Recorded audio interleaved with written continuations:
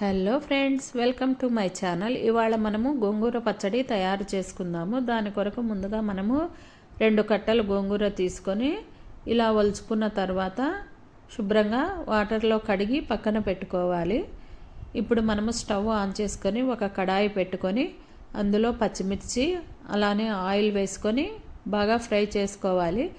పచ్చిమిర్చి పగులుతాయి కాబట్టి ఒక చిన్న ఘాటు పెట్టామనుకోండి అవి పగలకుండా ఉంటాయి. కావాలంటే 2 ముక్కలు చేసైనా వేసుకోవచ్చు. ఇలా మంచిగా ఫ్రై అయిన పచ్చిమిర్చిని పక్కన పెట్టుకొని అదే కడాయిలో మనం శుభ్రంగా కడిగి పెట్టుకున్న గోంగూర కూడా వేసి బాగా ఫ్రై చేసుకోవాలి. గోంగూర ఫ్రై చేసేటప్పుడే మనము 5-6 వెల్లుల్లి రెక్కలు కూడా వేసుకుంటే సరిపోతుంది. మనము పచ్చిమిర్చితోనే కాదండి, ఎండుమిర్చితో కూడా గోంగూర పచ్చడి తయారు చేసుకోవచ్చు. పచ్చిమిర్చి స్థానంలో ఎండుమిర్చి వేసుకున్నామంటే సరిపోతుంది. చూడండి, ఇలా మంచిగా మగ్గిన తర్వాత గోంగూర మొత్తము 2 పచ్చిమిర్చి అలానే గోంగూర చల్లగా అయిన తర్వాతే మనము గ్రైండ్ చేసుకోవాలి. వేడివేడిగా ఉన్నప్పుడు గ్రైండ్ చేయకూడదు.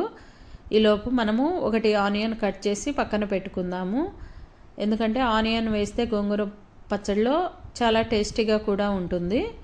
ఇప్పుడు మనము ఒక మిక్సీ జార్ తీసుకొని అందులో పచ్చిమిర్చి అలానే సాల్ట్ వేసుకొని గ్రైండ్ చేసుకోవాలి. మనము గ్రైండ్ చేసేటప్పుడు మరీ మెత్తగా గ్రైండ్ చేయకూడదు. కొద్దిగా కచ్చాపచ్చాగా ఉంటేనే పచ్చిమిర్చి బాగుంటుంది.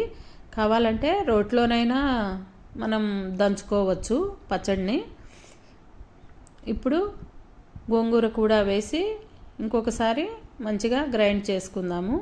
ఇలా గ్రైండ్ చేసిన పచ్చడిని స్పూన్ తోటి మంచిగా ఇలా మొత్తం కలిసేటట్టు చేసుకున్న తర్వాత ఇప్పుడు మనము స్టవ్ ఆన్ చేసుకొని ఒక కడాయి పెట్టుకొని అందులో ఆయిల్ వేసి ఆవాలు, జీలకర్ర అలాగే పచ్చెనగపప్పు, మినప్పప్పు, ఎండుమిర్చి, కరివేపాకు వేసి పోపు పెట్టుకుందాము.